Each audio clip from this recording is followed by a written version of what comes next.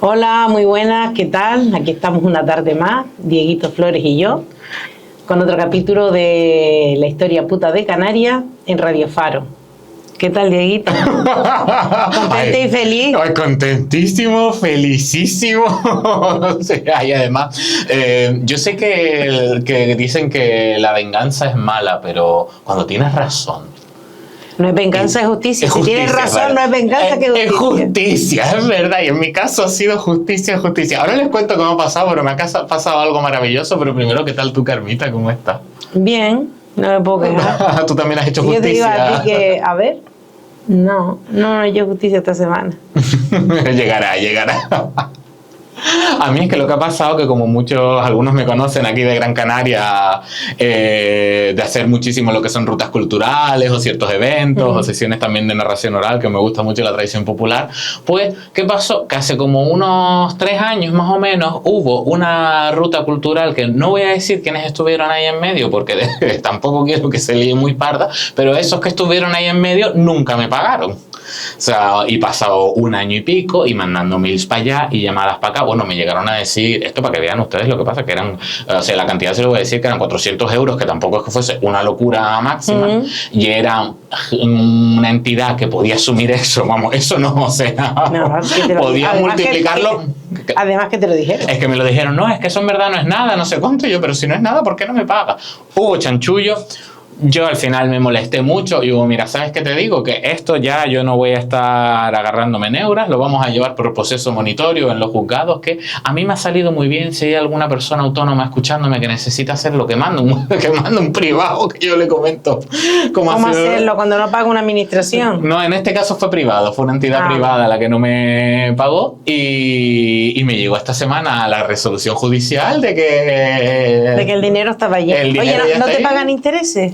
No, o sea, lo tengo que mirar, eso se ha quedado pendiente, pero ya solo el hecho. Normalmente pagan intereses.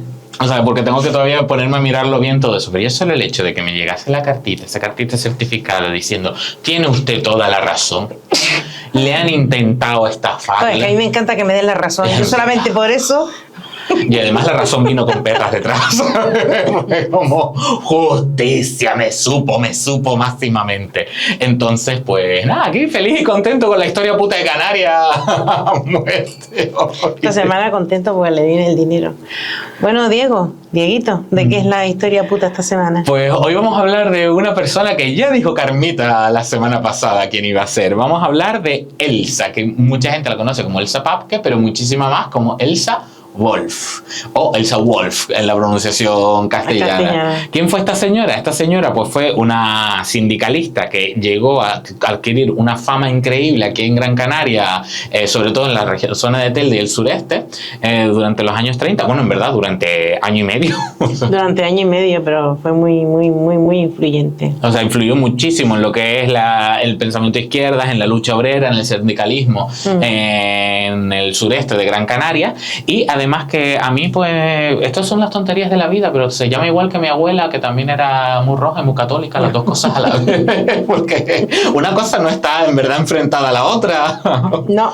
Y mi tía, que también se llama... Es más, debería ser, en coherencia con el cristianismo, total, o sea... debería ser todo de izquierda, ¿verdad? Pero tú escuchas a Jesus, o sea, tú lees las cosas de Jesus Christ y tú dices, no, o sea, que sepa todo el mundo que es muy católico sacar el látigo y echar a los mercaderes del templo a latigazo, o sea, los que estaban estafando ahí a la gente. A los que estafa a la gente. Que eso es un movimiento de amor precioso a la sociedad. Pero bueno, volviendo a nuestra protagonista, hoy les queremos hablar, les vamos a hablar hoy, y como tiene una vida muy interesante, les vamos a hablar también la siguiente semana sobre... Van a ser 2 capítulos porque lo hemos estado preparando y es muy... O sea, el año y medio de vida de esta mujer en Telde, que un día se ficó, sí, aparte de lo que le pasó, bueno... Dio para bastante. ¿De dónde hemos sacado todo esto? Eso sí, porque como ustedes saben, siempre nos gusta dejarles las fuentes claras, que quien quiera acudir a ella pueda verlo, y es un libro que hemos traído en varias ocasiones, que es el libro de Incógnitas de Agustín Millares Cantero, que es un libro que pueden encontrar en muchísimas librerías, pero también en muchas bibliotecas, si les apetece solo sacarlo para leer esta puede parte ser concreta. También que en la biblioteca del Cabildo, también, biblioteca no, la librería del Cabildo, en la librería insular, exacto, y en otras muchas más. Y si alguna de estas librerías que nos oye nos quiere patrocinar, lo dejo caer. pierde oportunidad ninguna.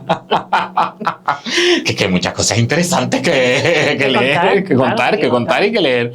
Y bueno, pues esta información nosotros la hemos sacado de este libro, pero este libro, ¿de dónde salió la investigación? Salió en concreto del proceso militar que se hizo entre el 36... Bueno, el proceso militar número 39 del año 36. Eso, perdón, el proceso militar. El número de expediente era 39 y es 3936. Que se juzga en 1937 y que se juzga a esta mujer, a Elsa, a su marido y otros compañeros sindicalistas, que si han prestado atención al año 1937, desgraciadamente es el año después que fuese el golpe de Estado en este país y que entrásemos en ese periodo súper complicado de la historia de la dictadura, que nosotros igualmente, aunque son historias complicadas, nos gusta traer porque es que son momentos en que la gente igualmente demostró mucha valentía, mucha entereza, mucho, o sea, fraternidad y sororidad, muchísimo, sí. O sea, el querer estar ayudando a los demás y sobre todo el enfrentarse contra una maquinaria que era, o sea,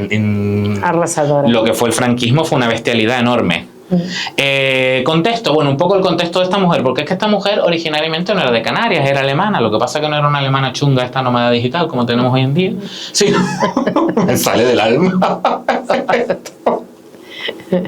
Sino que ella nació allí en Alemania y después de criarse allí fue acabando viaje aquí. Pero primero vamos un poquito a su vida. Venía originariamente de Berlín, nació en 1897, que, ¿sabes una cosa? Cuando estaba mirando el año de nacimiento yo pensé, hubiera estado guay que esta mujer hubiera nacido el mismo año que se hubiera hundido el barco del Alfonso XII, el del tesoro. No, fueron unos 3 años, fueron 2 años después, nació ella, pero esas casualidades de la vida, como ya venía apuntando fuerte, ¿sabes? Pero no, es una casualidad que yo me inventé que nunca existió, básicamente.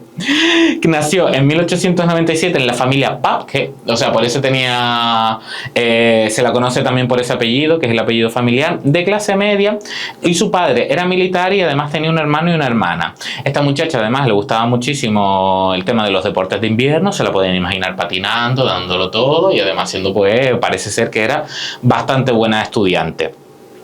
En la adolescencia, ella se mete en una organización juvenil que se llamaba... Pero ahora por decirlo del hermano a la hermana, una anécdota es que ella, la hermana, de un susto que le dio a ella cuando pequeña, ella se quedó tartamuda. ¿Ah, sí? Se quedó tartamuda, sin embargo...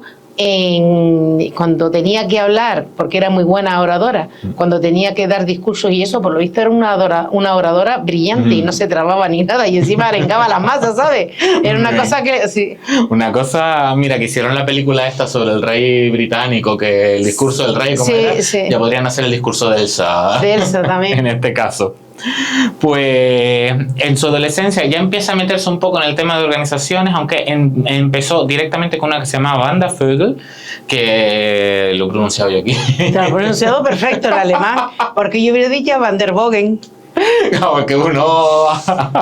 Tú como hablas alemán, de repente me da vergüenza y todo. ¿Por qué te da vergüenza? Pero bueno, que significa algo así como aves errantes, pájaros migratorios, un tema de esto, que se dedicaba más al tema del estudio de la naturaleza, también un culto un poco de la vida sencilla en este caso, que esto además...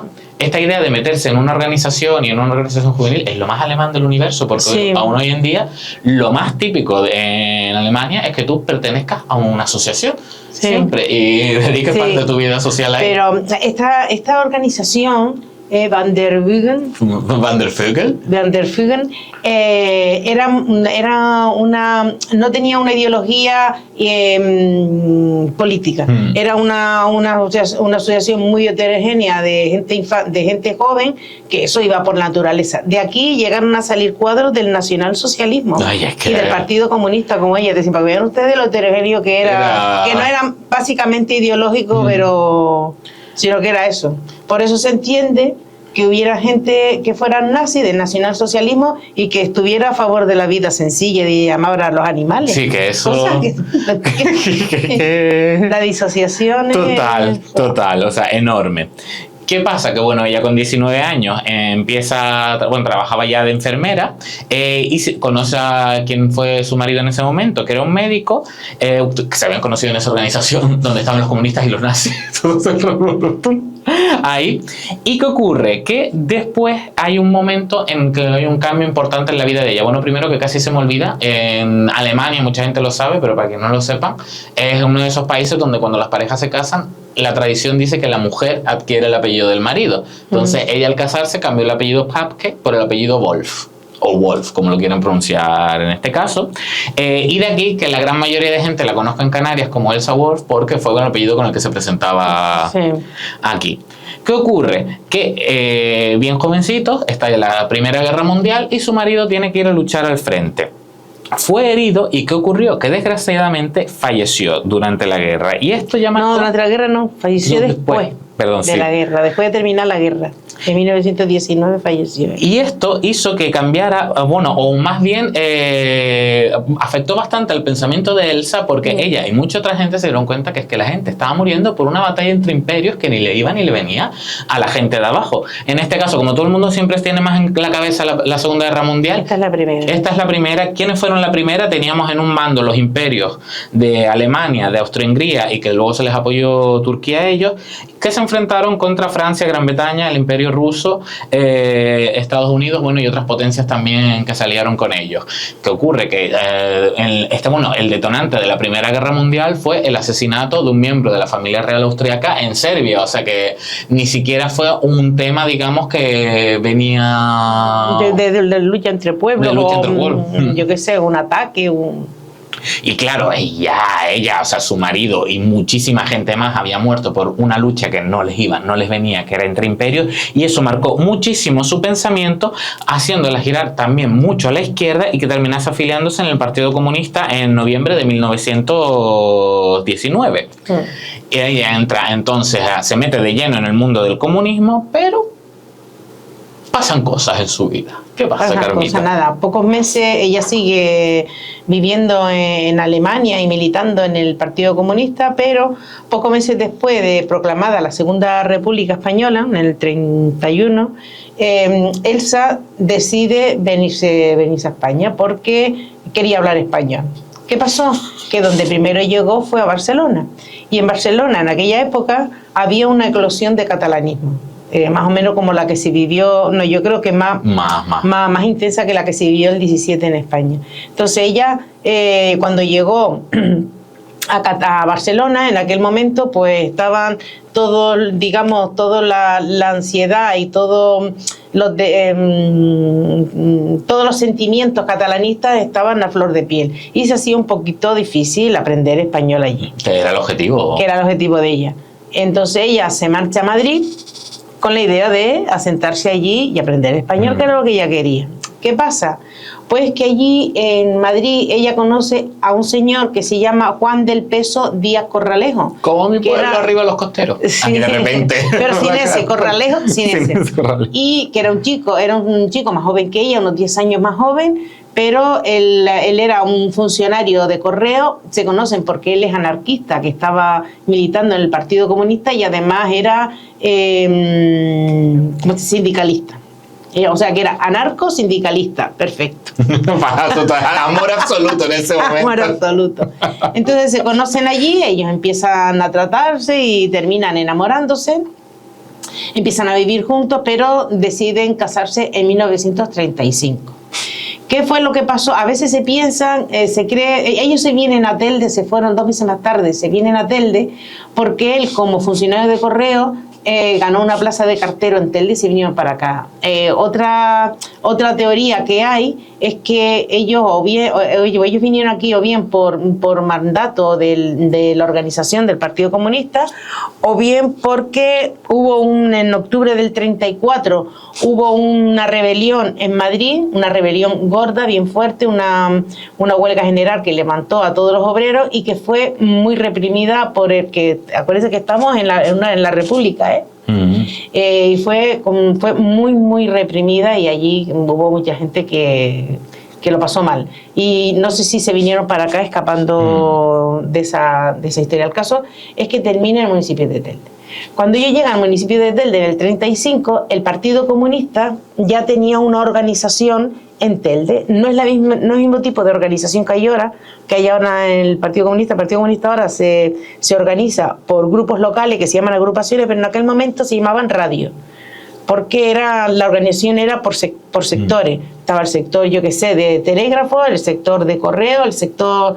Y había pero ellos tenían allí una radio que se llama, y un radio, perdón, no eran en femenino, eran negativas, había un radio y ellos se unieron a ese radio. Y entonces estaba el Partido Comunista allí, se había formado en el local de la Sociedad de Trabajadores, que era... bueno, aquí tengo el 25 de diciembre del 32, y nombramos lo de la Sociedad de Trabajadores porque fue un sindicato muy importante en la lucha obrera en el sur de Gran Canaria, por lo menos. Entonces, tanto ella como su marido sirvieron de refuerzo, un refuerzo bastante bueno a ese grupo, porque eran dos personas que no solamente eran personas cultas, no es que los demás no lo fueran, pero que ellos eran, digamos, reforzaron ese grupo, y además tenían mucha formación política y sindicalista. Que venían ellos. Entonces, ¿qué pasa? Que el Cuerpo de Vigilancia de Las Palmas, que es una rama del cuerpo de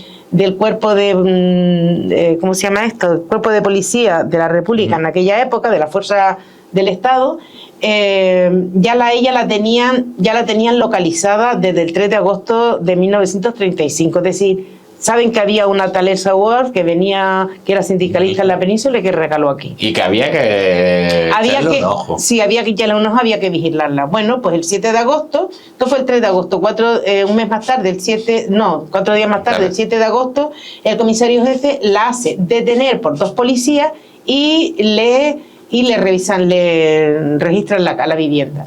¿Qué pasa?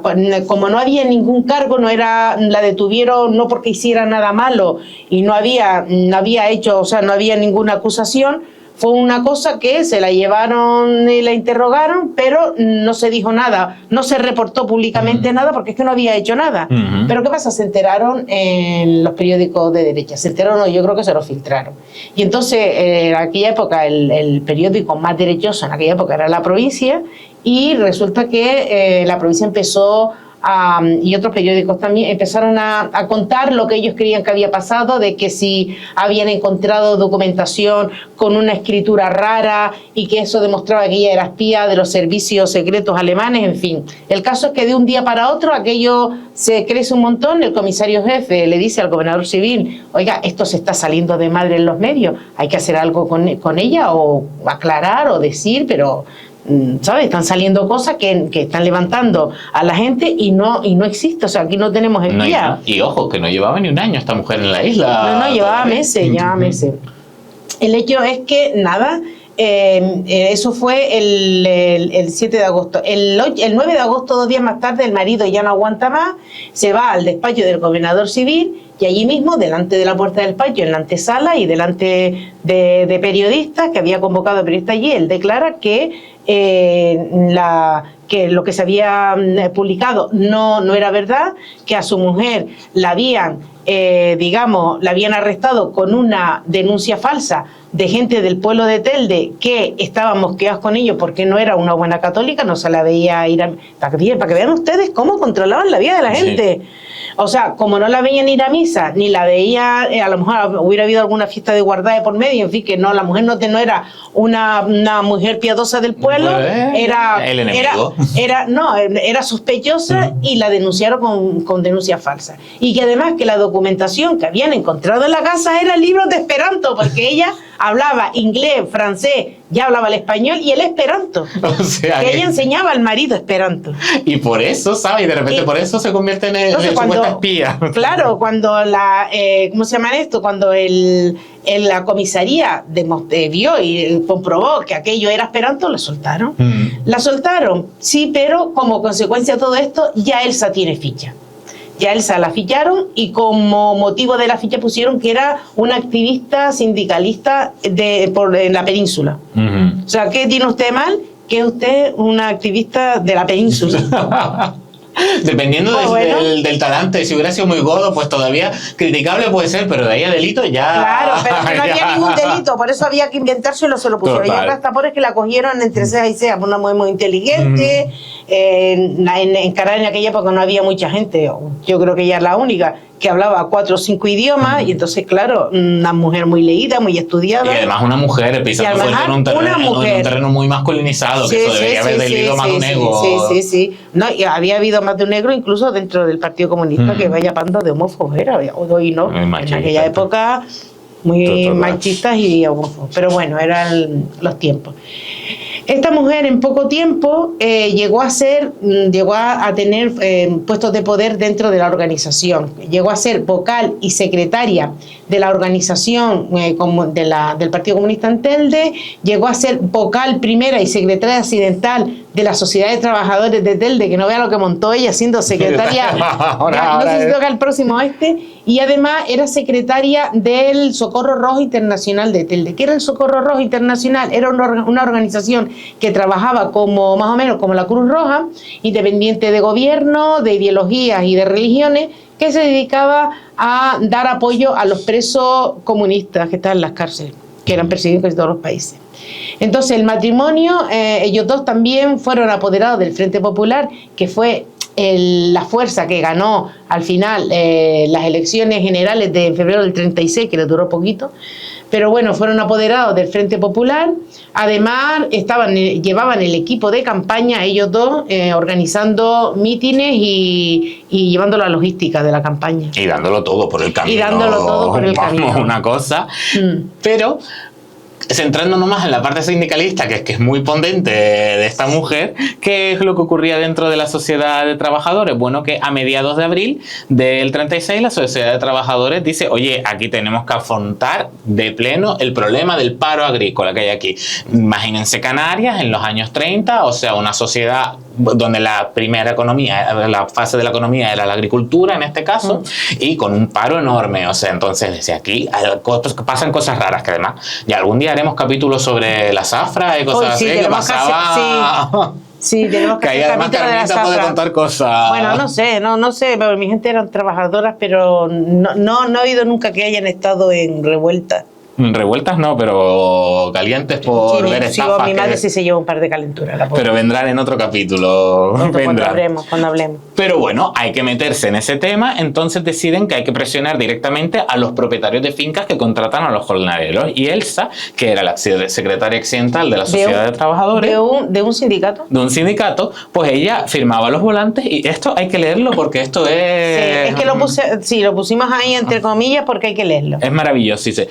Comprobado por la policía rural que eso se lo manda a ella un propietario de finca y le dice, comprobado por la policía rural que en su finca se pueden colocar más trabajadores que los que tiene en la actualidad, nos permitimos enviarle los siguientes compañeros y traca, tantos pa'lante.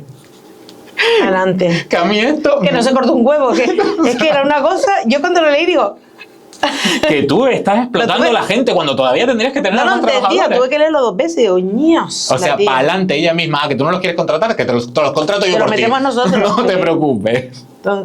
Claro, esto es un movimiento bastante potente por parte de ella, o sea, es muy, muy potente. ¿Qué ocurre? Que había propietarios de fincas que aceptaban esto, porque al final sí es cierto que había, o sea, que tenían a mucha gente de menos trabajando y haciendo un esfuerzo enorme. Entonces, claro, pues algunos pasaban por el aro. Estaba esclavizada. Bueno, de lo que nos están oyendo, si hay gente muy mayor, se tiene que acordar.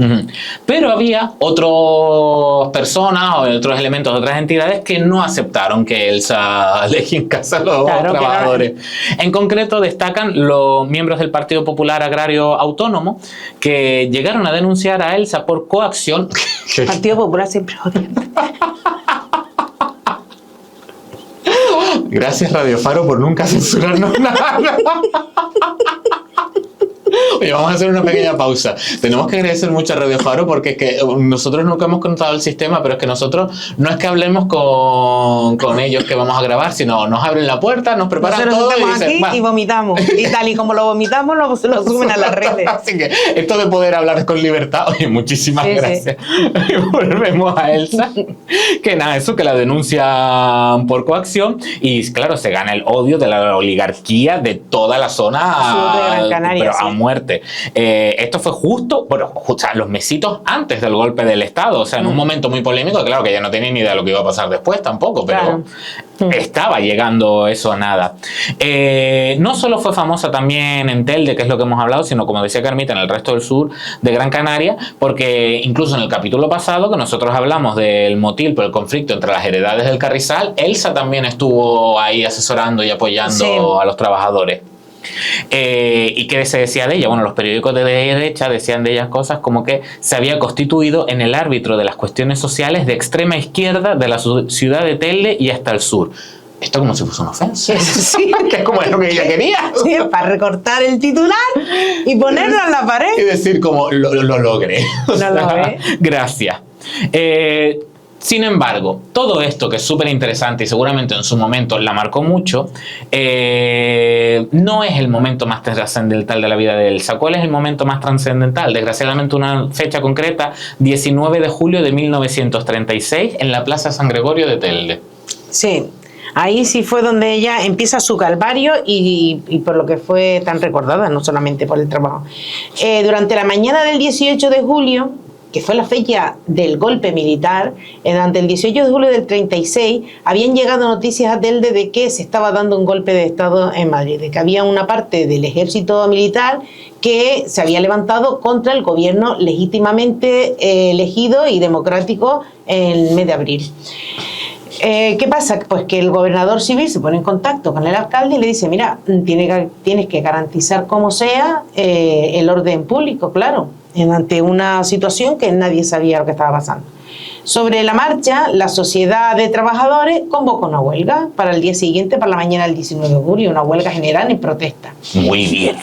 Claro, y todo esto, y esto fue el resultado del llamamiento que hizo el diputado por la provincia de Las Palmas en aquel momento del Partido Comunista, un diputado en Madrid que se llamaba Eduardo Suárez Morales. Una sobrina de Eduardo, no sé si fue sobrina, creo que sobrina o sobrina nieta, yo creo que sobrina, trabajó conmigo hasta que se jubiló hace unos años. Entonces, ese día Eduardo Suárez estaba en Las Palmas haciendo su trabajo de diputado y ya que estaba aquí, pues empezó a hacer su trabajo de diputado. Nada, la gente de este señor sería al final fusilado en la isleta, días más tarde, 2 días más tarde.